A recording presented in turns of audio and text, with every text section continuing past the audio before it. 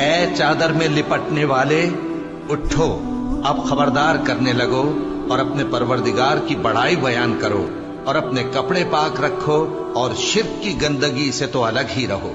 اور اس نیت سے احسان نہ کرو کہ اس سے زیادہ کے خواہاں ہو،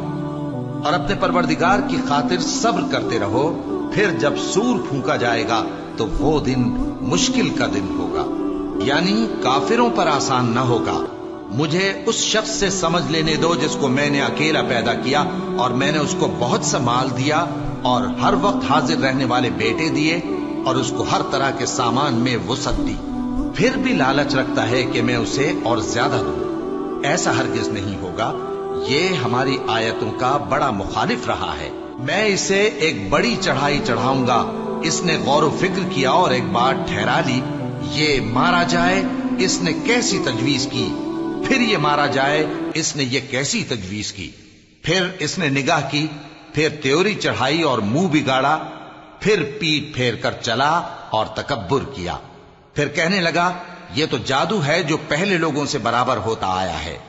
پھر بولا یہ اللہ کا کلام نہیں بلکہ بشر کا کلام ہے، میں ان قریب اس کو سقر میں داخل کروں گا۔